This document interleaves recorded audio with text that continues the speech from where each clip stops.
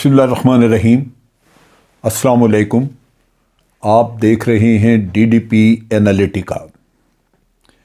आज हम बात करेंगे उन तकारीर के बारे में जो लाहौर में आसमा जहांगीर, मोहतरमा आसमा जहांगीर की यादगार में जो कॉन्फ्रेंस हुआ करती है सालाना। पिछले साल तो वो कोविड की वजह से ना हो सकी, लेकिन अब ये तीसरी कॉन्फ्रेंस है। इस कॉन्फ्रेंस में जजेस और वकला वगैरह इनवाइटेड थे, कुछ मीडिया के लोग भी इनवाइटेड थे। तो वहाँ पे जो तकारीर हुई उनके बारे में हम बात करेंगे। उनमें जो तकारीर ज़्यादातर, जिनमें बाकी तो ठीक थी, लेकिन जो बड़ी धुआंधार और कंट्रोवर्शियल तकरीर थी वो की अली अहमद कुर्द साहब ने, जो कि साबका सदर हैं सुप्रीम कोर्ट बार एसोसिएशन के, और उनको शोहरत मिली थी वकला और तहरीक के दौरान, जो कि जस्टिस इफ्तिखार चौधरी की बहाली के लिए चलाई गई थी। उस तहरीक के दौरान इन्होंने काफ़ी भाग दौड़ की, मेहनत की और बड़े जोशीली तकरीरें की। तो आप कहने को ये कह सकते हैं कि उस तकरीर में ये चंद एक लोग जो बहुत मुतहर्रिक थे, जस्टिस अतर मिनल्लाह और एतजाज़ आसन साहब, अली अहमद कुर्द, ये उन लोगों में शामिल थे। तो जो उन्होंने तकरीर की वो काफ़ी सख्त तकरीर थी। उसका लब्बे लबाब ये था कि जुडिशरी आज़ाद नहीं है, जुडिशरी जो है ये डिक्टेशन लेती है और फ़ौज से डिक्टेशन लेती है। एक जनरल वो इन सब के ऊपर हावी है, उससे फ़ैसले करवाए जाते हैं। और फिर ये भी उन्होंने कहा कि यही वो वजह है, ये जनरल ही वो लोग हैं जिनकी वजह से ये जुडिशरी आज 130 ममालिक में 126वें नंबर पे है। अली अहमद कुर्द की का कहना ये कोई नया नहीं था, क्योंकि शख्स ने अपनी जितनी भी तवानाई हैं वो सर्फ की इसी एक बात पे, शोहरत भी पाई इसी बात पे। बज़ाहिर एक बड़ा क्रूसेडर नज़र आता है, लेकिन इनकी बातों में वज़न नहीं है। झूठ और ख़याली और तसव्वुराती बातें जिनसे कि एक इम्प्रेशन क्रिएट किया जाता है। अगर ये कहें कि जुडिशरी किसी फ़ौजी ने, किसी एक जनरल ने ख़राब की है, तो मैं ये वाज़ेह बताना चाहता हूँ कि जुडिशरी अली अहमद कुर्द और उनके साथियों ने ख़राब की है। उस वक्त जबकि उन्होंने बड़ी मेहनत करके, भाग दौड़ करके और बड़े पूरे पाकिस्तान को एक तरह का इन्होंने पैरालाइज़ किया, इफ्तिखार चौधरी जैसे करप्ट आदमी को चीफ जस्टिस बहाल करवाया, जिसने सारी जुडिशरी तबाह कर दी, और उसका नतीजा आज हम देख रहे हैं। उस शख्स ने अपने करप्ट और आप कह लीजिए कि अपने पसंद के लोग, अपने साथी जो भी, उनको अदालतों में बिठा दिया, और उसके बाद जो अदालतों का हाल देख रहे हैं वो आप देख लीजिए। दूसरी वजह यह है कि सिलेक्शन का कोई मयार नहीं है। उसकी बात ये नहीं करेंगे कभी भी, क्योंकि एक बुग़्ज़ है, फ़ौज का नाम लेना है, लिहाजा इंतहाई बेशर्मी और ढिठाई से वो बात करते हैं और जज्बाती लोग उनके पीछे नारे लगाते हैं, लेकिन कभी हक़ाइक़ और कंस्ट्रक्टिव थिंकिंग की तरफ नहीं आए। बार काउंसिलें उस वक्त के बाद से, वकला तहरीक के बाद से बिल्कुल बेकाबू हो गई, पॉलिटिसाइज हो गई। पॉलिटिकल लीडर्स ने उनको इस्तेमाल पहले भी किया, उसको इफ्तिखार चौधरी को बहाल कराने के लिए, और उसके बाद फिर वो एक पॉलिटिकल एंटिटी बन गई। और इस तरह फिर हुकूमतों ने पॉलिटिकल एफिलिएशंस की बुनियाद पे लोगों को जज बनाना शुरू किया। चुनाचे बहुत अच्छे जजेस के साथ कुछ वो जज जिनको कि इफ्तिखार चौधरी प्रमोट कर गया, या उन्होंने फिर आगे अपने साथियों को इंडक्ट किया, तो जुडिशरी का खासा सत्यानाश किया गया। अली अहमद कुर्द को इफ्तिखार चौधरी से बाद में कुछ नफ़रत हो गई, को खुश नहीं थे, और उसकी वजह जो मैं समझ सका था अली अहमद कुर्द से बातचीत के दौरान वो यही थी कि वो जिन लोगों ने जद्दोजहद की, इफ्तिखार चौधरी को बहाल करने के लिए बहुत कुछ किया, उनमें से अक्सर को तो कुछ न कुछ उन्होंने दे दिया, जज बना दिए, लेकिन अली अहमद कुर्द को कुछ नहीं मिला था। तो उस वक़्त खाली हाथ होने की वजह से इनको अफसोस होता था, दुख होता था कि मैंने भी इतनी मेहनत की, लेकिन काश मुझे भी जज बना दिया जाता। तो वो चीज़ें ना हुई, जिसकी वजह से अली अहमद कुर्द बाद में इफ्तिखार चौधरी से भी थोड़ा उखड़े रहे। तो वो कोई यानी कौमी मकसद के लिए नहीं उखड़े रहे या इफ्तिखार चौधरी के अपने कामों की वजह से नहीं उखड़े रहे, वो उखड़े थोड़े अपने ज़ाती मफाद की वजह से कि उनको ज़ाती मुनफ़त ना मिल सकी। अब सूरत हाल ये है कि अगर जजेस के इंडक्शन का मयार ना हो, अगर जज बनाने के लिए बार काउंसिलों से लोग लिए जाएं और बार काउंसिलें डिक्टेट कराएं और फिर पॉलिटिकल एफिलिएशंस की बुनियाद पे वो गवर्नमेंट से सपोर्ट लें और गवर्नमेंट्स उनको पालती रहें, तो फिर जुडिशरी का तो बेड़ा गर्क वहाँ होगा। मैं खुश हूँ इस लिहाज से कि chief justice of Pakistan justice Gulzar Ahmed sahab ने बड़ा मुंह तोड़ जवाब दिया इस मुँहज़ोर आदमी को जो हर वक्त औल फौल बोलता रहता है। उसको उन्होंने जवाब दिया और उन्होंने कहा, और मैं इस चीज़ पे एक चीज़ मैं वाज़ेह कहूँ कि जहाँ हम जजेस के बारे में कोई गलत चीज़ें सुनते हैं, जैसे इफ्तिखार चौधरी की एक इंतहाई बुरी शोहरत है, एक इंतहाई घटिया आदमी, छोटे साइज़ का, छोटे दिमाग का, छोटी सोच का, और अपने बेटे के ज़रिए उसने दबा के करप्शन की, उस जैसा और कोई बाद में आदमी आया नहीं। जहाँ तक ताल्लुक़ है जस्टिस गुलजार अहमद का, वो बड़ी अच्छी शोहरत के मालिक हैं और हमने देखा कि जिस तरह उन्होंने बहुत बड़े बड़े माफिया उसको हाथ डाला जो कराची में जिन्होंने नाजायज़ तजावज़ात, नाजायज़ बिल्डिंगें बनाई हुई हैं, और इनका तो उन्होंने किसी का ना प्रेशर लिया ना सुनी किसी की बात। तो इस लिहाज से जो वो उन्होंने कहा, जो कुछ कहा, उस पर इंसान की सोच मानती है, अकल मानती है कि वाकई वो दुरुस्त कह रहे हैं। चीफ जस्टिस ने ख़ास तौर पे बड़ा ज़ोरदार तरीके से उन्होंने अली अहमद कुर्द को एड्रेस करते हुए कहा कि ना तो जुडिशरी को, हमारी अदालतों को ना कोई इन्फ्लुएंस करता है, उसके ऊपर कोई असरअंदाज नहीं होता, और ना ही हमें कोई डिक्टेशन देता है और दे सकता है।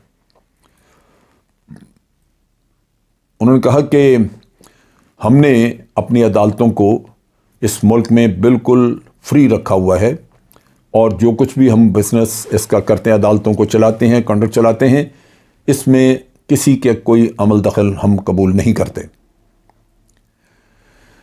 अली अहमद कुर्द के जो कमेंट से बज़ाहिर लगता था कि चीफ जस्टिस ऑफ पाकिस्तान को उनकी फजूल बातें सुन के तो काफ़ी दुख हुआ है। उन्होंने ये भी कहा कि जो जुडिशरी का रोल है, अगर अली अहमद कुर्द ये कहते हैं कि उनका रोल है ह्यूमन राइट्स को प्रोटेक्ट करना, जमहूरियत को एनेबल करना या जमहूरियत को ताकत देना, मजबूत करना, तो फिर अली अहमद कुर्द कोई एक केस ऐसा बताएं जहां हमने ह्यूमन राइट्स की वायलेशन की या जमहूरियत को कमज़ोर करने का काम किया। उन्होंने सरजनिश की, उनका बिला वजह इस तरह की गलतफहमियाँ मत फैलाओ, इस तरह अवाम का जो एतमाद है जुडिशरी के ऊपर वो बिल्कुल ख़त्म हो जाएगा। ये मैं समझता हूँ कि शैतानियत जो अली अहमद कुर्द साहब फैलाते रहे हैं अरसा दराज से, आज उनको उसका एक मुनासिब जवाब मिल गया। हर काम में, हर चीज़ में ये जनरल घसीट के ले आते हैं, इसके अलावा इनके पल्ले कुछ नहीं है, धेले की कंट्रीब्यूशन इसकी नहीं है। लेकिन ये ज़रूर इन्होंने बात करनी है। मैं वाज़ेह कहूँ कि अली अहमद कुर्द साहब दो चीज़ों के ज़िम्मेदार हैं। एक, जुडिशरी की बर्बादी जो इफ्तिखार चौधरी को बहाल करके करवाई गई, और दूसरी तरफ वकला गर्दी जो इस मुल्क में शुरू हुई वो उसके बाद से शुरू हुई। ये वो हजरात हैं जिन्होंने वकला को खुली छुट्टी दे के उनको इस एजिटेशनल काम पे लगाया, जिसके बाद आज वकला बेकाबू हुए पड़े हैं। उनका आखिरी मज़ारा आपने देखा जो उन्होंने सियालकोट में सोनिया सदफ के साथ किया, जो कि असिस्टेंट कमिश्नर है वहाँ पे। कुछ तो शर्म आनी चाहिए थी कि खातून गवर्नमेंट ऑफिशियल वहाँ पे मौजूद है, उस बच्ची को हरास न किया जाए। उसको हरासा किया, उसका सामान तोड़ा, जो तबाही मचाई, और आप देख लीजिए किसी की जरूरत नहीं है, न अदालत की न किसी और की, कि उन वकीलों को पकड़ के जेलों में डाल दें। तो अली अहमद कुर्द का ये तोहफा है हमारे पास कि वकलागर्दी और इफ्तिखार चौधरी के लाए हुए जजेस। जस्टिस गुलजार अहमद ने उनकी बातों की तरदीद भी की और बड़ा सख्ती से उन्होंने कहा कि मैं आपकी किसी भी बात से बिल्कुल एग्री नहीं करता, absolutely do not agree with you, यानी कोई भी आपकी। और उन्होंने कहा कि ये बिल्कुल ऐसे ही फजूल बातें हैं जो एलिगेशंस आप लगा रहे हैं कि कोर्ट फ्री नहीं है। कोर्ट मुकम्मल तौर पे फ्री हैं। हमें अपनी वर्किंग करते हुए कभी ना कोई तकलीफ़ हुई, ना दिक्कत हुई, और ना ही हमें किसी ने आके कहा कि ऐसे नहीं ऐसे करो। अब ये वतन दुश्मन लोग हैं जो अफवाहें फैलाते हैं। मिसाल के तौर पे एक अफवाह देखें, नवाज शरीफ साहब मुल्क से बाहर गए, ये जी इस्टेब्लिशमेंट ने भिजवा दिया। इस्टेब्लिशमेंट का वास्ते कोई नहीं। आप खंगाल के देखें लाहौर हाई कोर्ट ने क्या क्या खिदमतें नहीं की शरीफ फैमिली की, उसमें एक ये भी खिदमत थी। जब आप अपनी सियासी बुनियादों पे जजेस वहाँ पे लेके आएंगे और निकम्मे जज कासिम शाह जैसे जो एक पेज नहीं पढ़ सकते, कासिम खान जैसे एक पेज पढ़ना इंग्लिश का उस शख्स के लिए मुश्किल था। लिखे हुए से तकरीर करनी, बात करनी उस आदमी को नहीं आती थी। निकम्मा तरीन जज, घटिया। अब उससे क्या तवक्को करते हैं? वो खिदमत नहीं करेगा जाके मियाँ फैमिली की तौर की, क्योंकि उसके तो वह गुमान में नहीं था कि कभी वो जज बन सकता है। उसकी तो किस्मत उस दिन खुल गई जिस दिन मियाँ फैमिली के उसने जूते चाटने शुरू किए। तो ये तोहफे तो दिए अली अहमद कुर्द और उसके टोले ने। और इल्ज़ाम तराशी फ़ौज पे सिर्फ इसलिए कि ये एक फैशन बन चुका है। फ़ौज को पता भी नहीं कि मियाँ नवाज शरीफ कैसे और क्यों गए।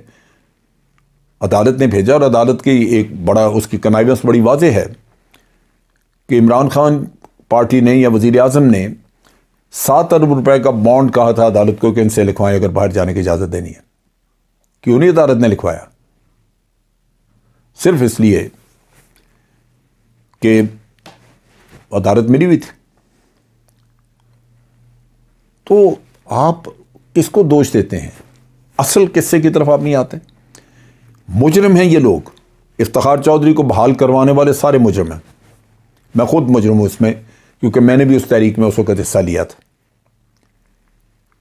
लेकिन आज मुझे भी दुख है, मैं भी कौम से माफ़ी मांगता हूं और अली अहमद कुर्द को भी अपनी करतूत की माफ़ी मांगनी चाहिए। इफ्तिखार चौधरी वो आदमी है जिसने रिकॉर्डिक का केस वो मोटो लेके उसको बर्बाद किया और उसी की वजह से इंटरनेशनल कोर्ट में या इंटरनेशनल ट्रिब्यूनल में वो कंपनी चले गई। हम $6 बिलियन कर्जा लेने के लिए IMF के दरो दीवार चाट रहे हैं जाके, और 8 बिलियन का हमारे ऊपर जुर्माना रिकॉर्डिक में पड़ गया। स्टील मिल का अरबों रुपए का लॉस आज बना हुआ है। स्टील मिल प्राइवेटाइज हो रही थी, ये इफ्तिखार चौधरी बर्बाद करके चला गया। जनरल मुशर्रफ ने इसको निकाला था। जनरल मुशर्रफ की दुश्मनी में इसने तहस नहस करके रख दिया इस मुल्क को। लाल मस्जिद के लोग पकड़े गए। लाल मस्जिद में उज़्बेक भी थे और इस तरह की कई कौमें घुसी हुई थीं, जिन्होंने जब लाल मस्जिद से इनको निकालने के लिए कोशिश की गई तो उन्होंने फ़ौज के जवानों पे गोलियां चलाईं और एक ही हल्ले में 11 लोग मार दिए। जब आर्मी ने बिलाखिर इनसे ये खाली कराया और पकड़ा, इन पे मुकदमे बने। एक मौलाना बुरका पहन के भाग रहे थे, वो भी पकड़े गए। तो उनके ऊपर जो केसेस थे वो ख़त्म किए इफ्तिखार चौधरी ने। आज आपको लाल मस्जिद धमकियां दे रही है कि हम आपको वार्न कर रहे हैं कि फैसल मस्जिद के मामला ठीक करें वरना हम कब्जा कर लेंगे फैसल मस्जिद पे। क्यों? क्या पूछने वाला कोई नहीं। आज जब हुकूमत ने अपनी रिट उनके ऊपर कायम की तो इफ्तिखार चौधरी ने रिट बर्बाद की। अली अहमद कुर्द इन चीज़ों का जवाब दे। तो बात यह है कि एक यहां पे रविश चल पड़ी है। हुकूमत को, अफवाज पाकिस्तान को, इन सबको सोचना चाहिए कि जब आप दखल नहीं दे रहे, जब आप कुछ कर नहीं रहे, तो ऐसे लोगों का कुछ सद्देबाब होना चाहिए। क्यों नहीं फ़ौज इनको अदालतों में लेके आती? अली अहमद कुर्द ने इल्ज़ाम लगाए, खुले बंदों लगाए, क्यों नहीं इसको लेके आते? चीफ जस्टिस के पास अपील लेके जाए। फ़ौज को चाहिए कि अपना केस लेके जाए वहाँ पे, मिनिस्ट्री ऑफ डिफेंस को चाहिए। जिसका जी चाहता मुंह खोल देता है और फजूल झूठ। तो ये वो चीज़ें हैं जो कि आज मुल्क के लिए बहुत बहुत नुकसानदेह हैं। मैं खुश हूँ कि चीफ जस्टिस ने आज अली अहमद कुर्द को स्नब किया। उन्होंने कहा कि कोई इंस्टीट्यूशन या कोई शख्स मेरे ऊपर ना प्रेशर डालता है, ना कभी वो तेरे पास कोई एविडेंस है तो लेके आओ। उन्होंने कहा एक केस ऐसा बताओ जो फैसला हमने किया वो किसी के कहने पे किया। कहा मुझे कोई ना गाइड करता है, ना मुझे कोई बताता है, और ना ही मैं किसी को इजाज़त देता हूं कि वो मुझे आके डिक्टेट करे या बताए। तो ये वो चीज़ें हैं जो कि चीफ जस्टिस ने आज मुंह पे मारी हैं अली अहमद कुर्द के, जिसको आदत पड़ी हुई थी फटे मुंह की तरह हर दफ़ा जाके फजूल बातें करने की और कूद कूद के बाल फुला के। किसको आप इम्प्रेस कर रहे हैं? किसको नहीं पता कि आपने इफ्तिखार चौधरी को बहाल करा के इस मुल्क के साथ क्या किया? तो अब मेरा ख्याल है कि आज के बाद जो ज़िल्लत उठानी पड़ी है चीफ जस्टिस के हाथों, अली अहमद कुर्द जो है वो कम से कम उनको समझ लग गई होगी कि जो राग वो इलापते रहते हैं वो दुरुस्त नहीं है। आज के लिए इतना ही। अफवाज पाकिस्तान जिंदाबाद, पाकिस्तान पाइंदाबाद।